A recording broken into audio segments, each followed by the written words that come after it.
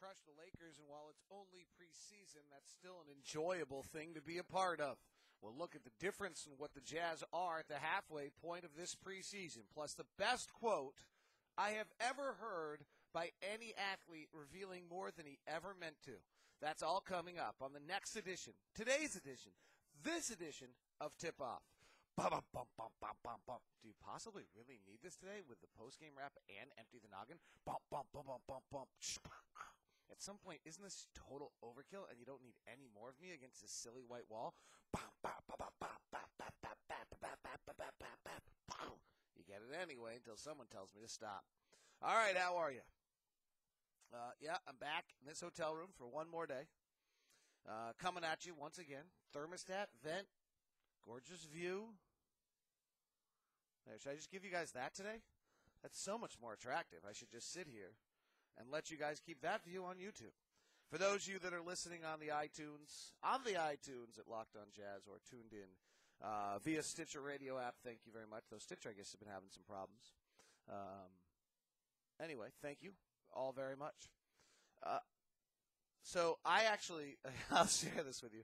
So when we leave the Lakers game in Anaheim, the Lakers are nice enough to have this bag, I mean enormous bag of the most incredible, awesome barbecue. I wonder if I have the menu around so I can give that company a free plug.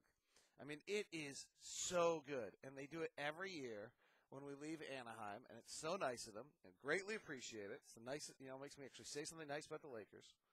And the problem is that I sat here from midnight to 1:30, writing Empty the Noggin, watching the debate, and eating it all. And I could not feel worse this morning. Oh, my gosh. I vowed this year I was not eating after games because I fluctuated about 15 pounds weight-wise during the season and off-season. And I just was like, I am not going to do it. But then that bag was there, and it's so good. The banana bread, the banana pudding afterwards, and the mac and cheese, and the brisket, and the chicken. I bypassed the salmon, which is probably the one thing I should have eaten, and the ribs. Oh, my gosh. I think I'm going to die this morning anyway. So I will not be venturing very far from the hotel today. Just kidding. Kobe Bryant, after the game, had the best quote I have ever heard from an athlete that to some extent just summarizes everything we ever watched between the great players. And he was talking about A-Rod, who I guess he's good friends with, and how he's having his struggles, and he's talked to him, and he says that you got to remember A-Rod's one of the greatest ever, but the difference is that sometimes he forgets that, and I never do. And that is so true, and that is truly what makes Kobe so great. And what makes the greatest athletes who they are. And where A-Rod is going to be all-time home run hitter, all-time great player, all-time great talent, I'm not sure he'll be an all-time great player. His postseason records are not great. And pressure has always been a hard time for him because he forgets that he's the greatest talent, arguably, to ever play the game. And as Kobe says, he never does that. I thought it was just awesome. I mean, totally awesome. It's the best quote that I have heard from a pro athlete to describe what separates the really good and the extremely great. Michael Jordan never forgot. I could say I think Karl Malone at times forgot. Wasn't sure. Had his insecurities. Had his little demons that drove him to the greatness of, that he thought people were doubting him. It might be a little different, but the quote by Kobe that sometimes A-Rod forgets, and I never forget, is truly one of the most telling quotes about professional athletes, who they are, what makes the greatest great. It's just an awesome quote. Totally awesome quote. All right, to the Jazz last night. They just crushed the Lakers, and I mean, this is preseason, and the Lakers were disengaged. They got there late. I kind of think the same thing happened in Anaheim 2 years ago. I'd have to look back, but I don't have great preseason records. Thank goodness. But okay, so let's not go crazy. We're not about to beat the Lakers by 40 during the regular season, and when Dwight Howard and Pau Gasol are back, and even if Jordan Hill plays, I think Sacre is better than Jordan Hill. The Lakers are going to be a different team. There's no question to that, and I think we all know that. So, but what can we legitimately maybe take from this outing yesterday? One, we're halfway through the preseason, and it's abundantly clear at this moment that Tyrone Corbin has gotten these guys into a totally different mindset offensively. They are playing wicked fast. Last year you saw like go, and they wouldn't really do it. And this year they are rebounding and taking off, and they are on full throttle run mode at all times. And it is going to be super fun to watch and change who this team is. I can't imagine there's going to be, many teams playing at this type of pace. The key is going to be to control it. You're going to have some turnovers because of it. And then the real key is being able to play the defense on the backside. Most teams that play fast don't defend. And that will be the key to this. I get very nervous when teams decide they're going to play this fast because they usually don't defend. This is trying to do it a little differently. This is just trying to get into the front court, into a primary fast break opportunity, and then into a secondary break very quickly. It doesn't have to be a fast break, and the floor should stay balanced. And there's some real detail to this style that they're playing. But when you watch them, I think all of you are having the same reaction. It's dramatically different than anything we've seen before, and that tells you at the halfway point they've embraced that. That is who these guys are. Now, can they do it for 82 games? What happens when other teams react to it? No one's scouting anyone right now. The Lakers are certainly not doing shoot-arounds about the Utah Jazz right now, nor probably are the Clippers tonight. So I think that'll be the next step, and we won't know that until and also go on the road without any fans, and the fans going against you on the 3-game road trip early against two good teams, and I think New Orleans is the third one, isn't it? San Antonio, Memphis, New Orleans, right out of the chute. That's like the Betty Ford Clinic trip.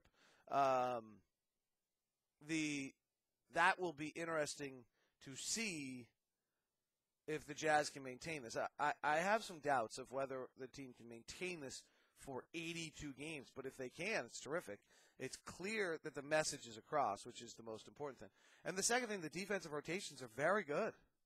I mean, this team is rotating and playing defensively very, very well. Now, again, you're not playing against guys that can take advantage. You're not playing against guys who's one-on-one beating you. But the pick-and-roll defense looked a lot better. Guys are rotating. They're recovering. I may try to watch some film today and see if I can piece a few of those together for you in a Locked On Jazz TV.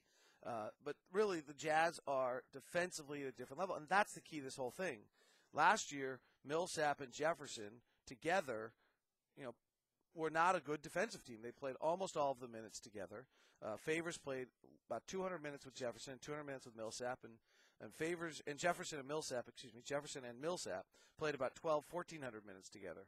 So it's really going to be, is that right? Yeah, 1,300 minutes together.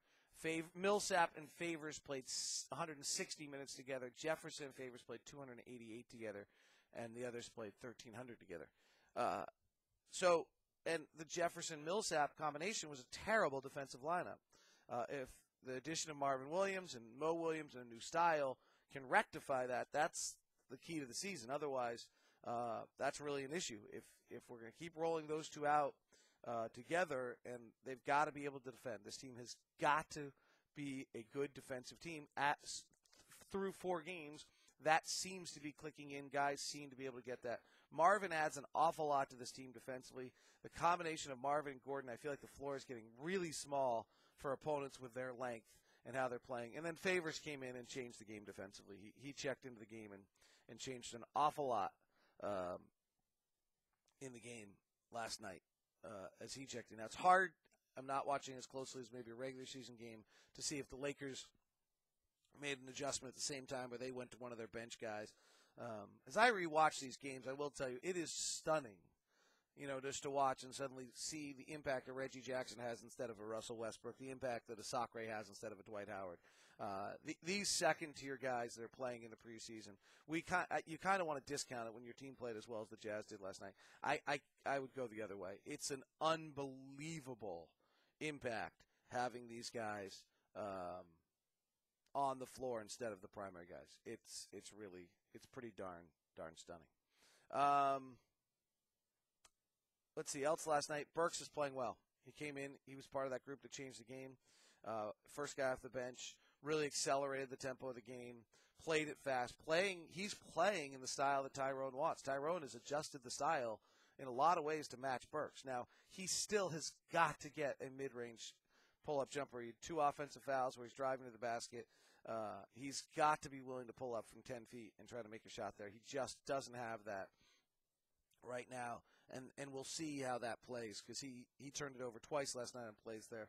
I thought Randy Foye played very well. In fact, Randy Foye and his group picked up the tempo far more than Jamal did. What you're asking Jamal to do something a little contrary to the way he regularly plays the game. But we better get used to it. Mo Williams only averages 60 games a year. Go look at Mo Williams' games played. The Jazz have to be built in a way this year to anticipate that Mo only plays 65 games and we play 15 to 17 games with other point guards because Mo just simply doesn't stay healthy. On that note, Chris Quinn, I don't know how the numbers would ever work, but he sure has played well and I think might have some sort of chance. Just don't be stunned if he were to make the roster. He seems to kind of be making inroads and playing pretty well there. What else? Millsap tried to go to Jameson a bunch of hours, but then empty the noggin. Millsap went at Jameson a bunch early, couldn't beat him. He just just couldn't beat him, which was a little disturbing because Jameson's not a very good defensive player, but it also might be Paul had some time off. The shot distribution seems to be very different than it's ever been before. We had 11 players with 8 or more points, but I think the up-tempo means that guys are getting opportunities and we're not being drop it into the left block and watch Al go to work team. And when we are doing that, it's later in the shot clock, which is fine. If Al's getting the ball in the final 5 to 8 seconds of the shot clock and goes to work, that's actually good because then Al's better than the percentage shot you're going to get on at that point of a possession. If Al's your primary option of the possession, your only option of the possession, he's not really that far above average. But when he's suddenly using it in the last half of the possession, he is. The final thing, I talked to Ron about this a little bit. It's kind of an analytical note, and probably shouldn't be bringing up analytical things with Ron like this because he looks at me like I'm crazy. But the Jazz have built a team, and I'd have to do some more work on it. Maybe I'll do that today or the next day, where just about everybody is above average in their use of a possession. And what I mean by that is if you just go and chart all the players and use some analytics, you can look at it. I'm pulling something up right now. You can look at it and figure out what their average points per possession are. And then you look at the average points possession